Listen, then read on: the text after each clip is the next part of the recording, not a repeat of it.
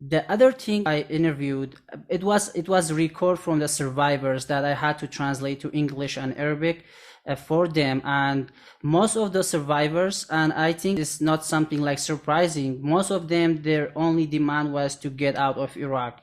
And if you just go to camps, even people without trauma who were not captive by ISIS, who didn't went through abusing, rape, and all that, they're still traumatized in the camps Yes. because of the situation, the poor conditions in the camp. And my family is included. My family have been like living in the camp for like 7 years now, and I believe that the situation for every Yazidis, they're always looking for something to happen while they're waiting. They're like 95% sure that nothing is going to happen, because going back to Sinjar is a kind of like suicide for now. It's like 85% is destroyed, controlled by different group of or different militias in the area. It's not safe at all, and their houses are totally destroyed. So they don't have that like big hope to return to Sinjar.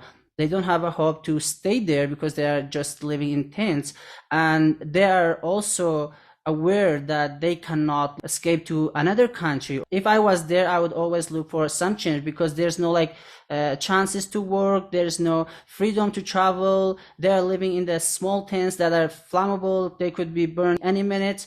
So from your perspective, is there any hope for Yazidis in Iraq in general, and what are some solutions that could happen for Yazidis? This is a really hard question. I call it a conundrum. For your listeners who don't know English so well and don't know what a conundrum is really a puzzle or a problem that has no answer. It's a Yeah. conundrum. I say straight out, the only solutions are bad solutions. I give a solution, people say, oh, that's a bad solution. I say asylum for a solution. That's a bad solution. Yazidis will lose their culture, their music, their family unity, their dance, their festivals and religious holidays.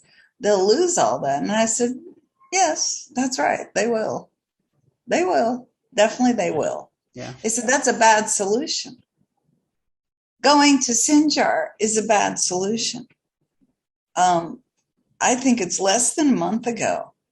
There was a shepherd boy. I know you know this. Yeah. He was 14 and he was tending his sheep outside of the village where he returned to, and he stepped on an IED and was killed. The very next day, the Iraqi security forces wanted to give their full support to the Yazidis. They went directly to where it happened, and they were going to go through the whole fields and clear it of IEDs. Another one exploded and 5 people were hospitalized. Yeah. 2 were able to go home the same day. 3 had severe injuries. I haven't had a chance to follow up. So it's not safe. No matter what German courts and asylum judges say, oh, we're reading on social media, it's safe and everyone's going back and you can go back. This is a lie. I don't mind saying it exactly like it is.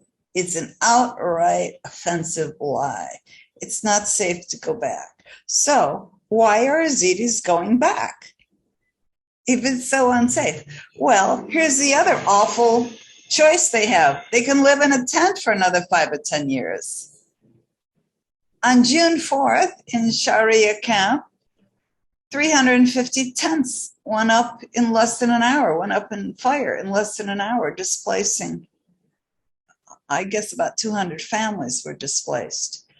So they'd lost everything in 2014. They'd managed to gain back just a little bit, like a refrigerator, an air conditioning unit, some clothes. Maybe they'd saved a little money. And then again, they lost it all. So how many times can you start over? Losing it this time was worse than losing it in 2014, because there were many families in 2014 who had a car or a truck, and they were able to take it and drive to safety. They were able to take their documents, take their money out of their safe, and they had assets. Yeah. And they got to safety. In the last 7 years, they've used all those assets. And if they lost everything, they gained something, they've lost it again. So it's this repeat of ongoing genocide. So here are the choices people have. All of them are bad choices. I don't think there's good choices. Keep living in your tents.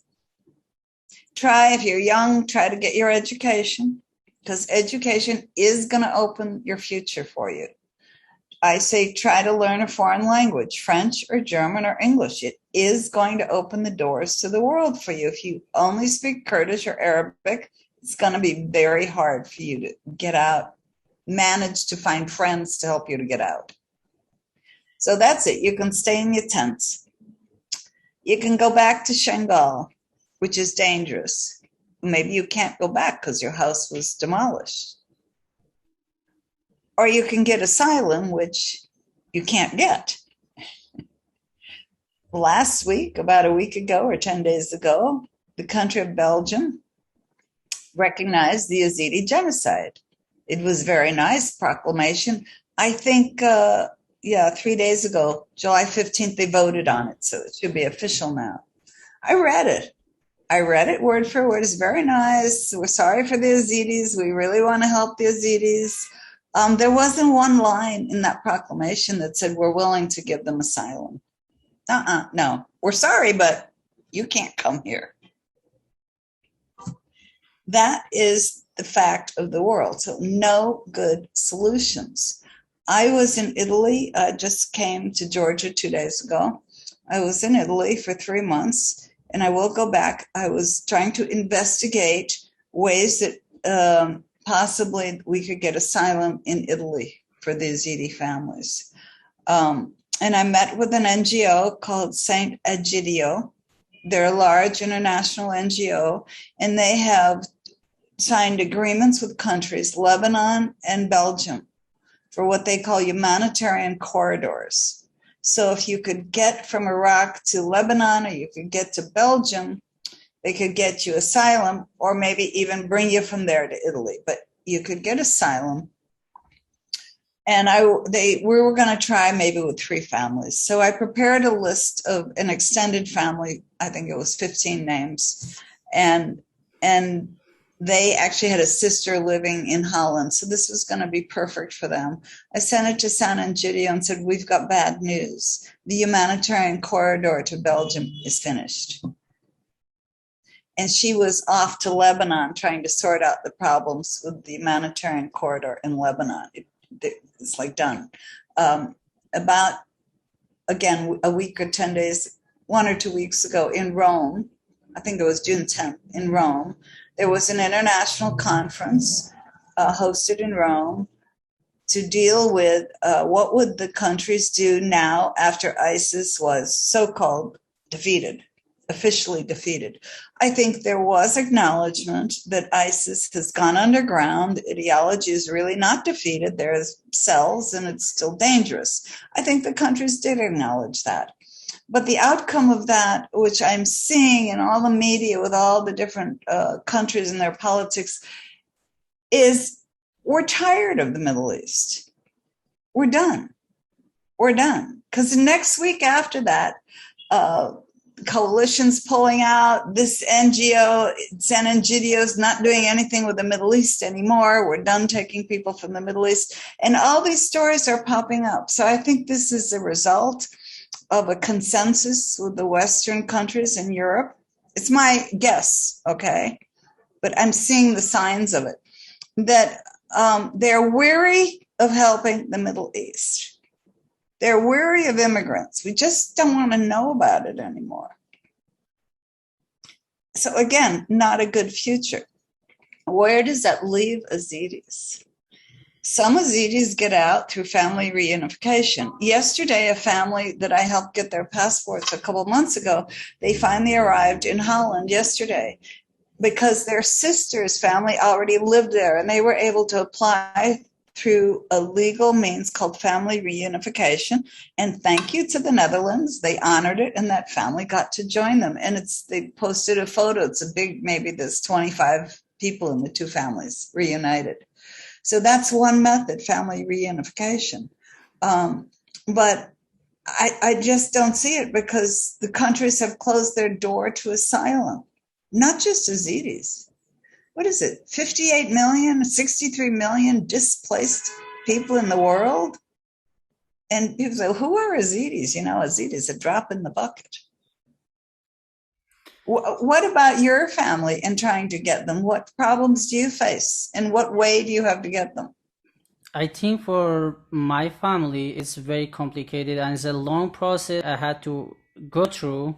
It was just a chance that I took, and now I am still waiting for my green card. I'll have to wait like 2 more years to apply for citizenship, then wait for my family maybe up to 10 years to get approved, like some of them just to come here.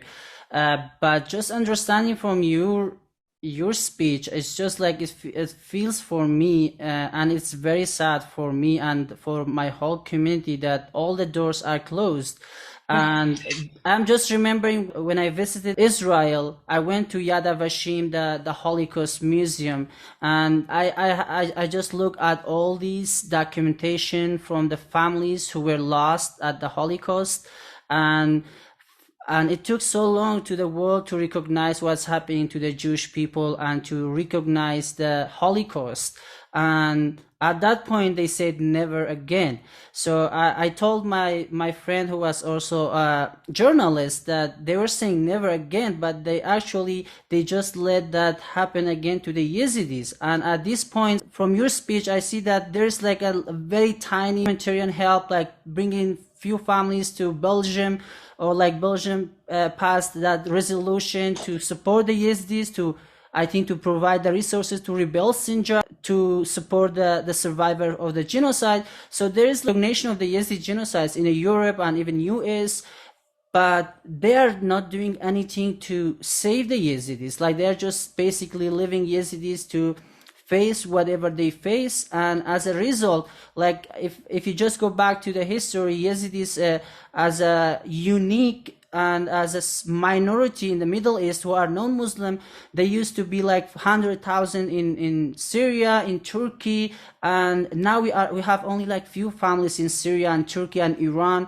My fear that in near future it will be same case for the Yazidis in Iraq, and at the same time, as you said, that they will lose their culture, they will lose their identity, because people, when they just scatter all over the world, they just disappear in a disappear. We had so many people who were Yazidis from Turkey, and many of them they had to convert to Islam, and others they just disappeared in Europe, like in Germany and other countries. So it's just I just feel disappointed that this is happening to my community, and my community is facing circumstances while the world is watching. And do you think that there's anything that we as a Yazidi can do for our community? I do. I have so many thoughts. Let me see if I can get all my thoughts lined up about what I want to say on this issue.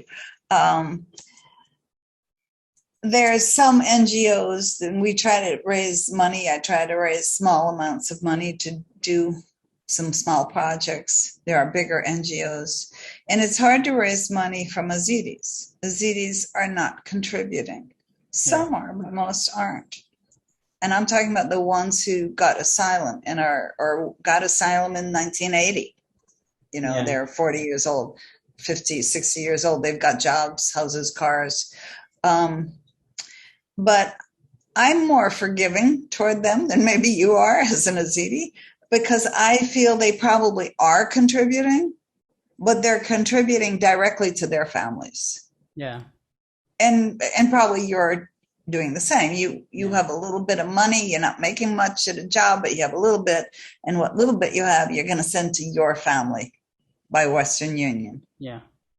So I don't try to tap the Yazidi community, because they're tapped out. You know, remembering that they had to pay anywhere from $4,000 to $20,000 US dollars per person to rescue the women and kids from the hands of ISIS. That was like a ransom. It went through a lot of middlemen. So they used all their money, they sold their cars, they borrowed from people, and they're deeply in debt, the entire Yazidi community. So I forgive the Yazidis for not obviously donating. I think they are doing that. It has to be the non-Yazidi community, the international community, who can give. I had a friend, and I say it in past tense, who was very wealthy. Her husband had died. She'd inherited millions of dollars. She was a philanthropist for women's health issues. And when I first got involved in this, I said to her, could you donate something to me? $100, $1,000, could you just help? Because I knew she gave money. She'd given $5 million to build a hospital wing. And she said she would, but when I went and met her face to face, she didn't. She said, Amy, the problem is so big that no matter how much money I threw at it, I don't feel I could make a difference. So she never gave $1. I also don't communicate with her anymore. The people who give the money, I'm going to be honest, are poor people. They're retired, they're on fixed incomes, they're single parents, working parents. They give because I guess each person has their inner motivation. You know, they don't need an $8 Starbucks cup of coffee. I can't bring myself to buy even expensive food or anything out because every $5 I spend, I said, that's a family I could feed today. So I've become a real minimalist. So people can donate in small ways, but they don't have to donate to an NGO or a charity. They can just go online on social media, Facebook. There's dozens, maybe there's hundreds of groups now supporting Yazidis. And they can look at all the people who follow the friends and they can make friends. Yazidis really want to make friends. I had a message today from a family just about an hour ago. He's been trying for a couple of years to get his family out. And he says, it seems to me that I need to make more foreign friends. I have to keep making foreign friends until I find a way that someone can help me. Maybe they know someone, maybe they can sponsor them, maybe they can say, if you can get here, we'll give you a bedroom to live in until you get on your feet. He needs to make more foreign friends. And I really encourage the non-Yazidis who are listening to this show to reach out and offer friendship. Just offer some friendship. A lot of people write and say, what can I do? And the first thing I say, can you be a friend? This stymies them. Because I think they have some notion that they would go to Iraq and sit in a tent and hold a woman's hand and cry with her because she got raped. They don't want to talk about when they got raped. They want to talk about how they're going to feed their kids, how they're going to get out of the country. They don't want to bring up the trauma that's behind them. They don't want to bring that up. They need to fill out application forms. I spent all day yesterday and today filling out application forms that are long and complicated of job histories for 3 different Yazidis. They're working with telephones. These forms are really complicated PDF forms, and they just can't fill the form out on a phone. So I've gotten on the phone and helped them, and I'm filling their forms out for a deadline for a job posting. It's one of many, many things I do, and that's something that people can do anywhere in the world just out of friendship. Yazidis want to learn English and French and German, but lots want to learn English, and they've taught themselves English, reading and writing, but they don't have anyone to practice it with. So if they just had a friend who is willing to talk about anything, the weather, the movie, your kids, this would help them along. I'm during the day talking to people. I talk to at least 10 Yazidis a day, at least. And a lot of them, they just need to cry, and they just need me to lift their spirits a little bit and let them know I care and say, don't give up hope, even when I can't offer help to them. But that gives them hope. So they need friendship. This is what displaced people all over the world need. They need validation to know that there's people in the world who know they exist, and they need friendship. Friendship leads to amazing things. I quote, gave an Yazidi family to a single woman in Canada a nurse raising her daughter, maybe 4 or 5 years ago, really. She wanted to help. I said, could you be a friend? And I gave her this family, and he was a translator. About a year goes by. A few times we kept in touch, little email. A year goes by, and she contacts me. She says, Amy, I'm about to do something I've never done in my life. I'm about to send $2,000 to this man. I won't name the name. And I've never donated more than $100 in my life to anyone or any cause. Do you think he's scamming me, or do you think he's really going to use this money to go to Greece with his family? And I said, oh no, I know him very well, and he's really going to use this money. So she sent the $2,000. He got on the rubber dinghy. Thankfully, they didn't drown. They made it to Greece. And maybe a week later, they were in Germany in his teenage brother's room that the brother had gotten there before him. That family all has asylum, I think maybe citizenship now in Germany. They went through their language courses, their training, and they're all working. And they're doing well in Germany. And that was because this one woman, a single mom, stretching every dollar, was willing to take a chance and offer friendship. And friendship doesn't require money. A whole year went by. She wanted to help them because she had become their friend. They call her mom. They're never going to forget her.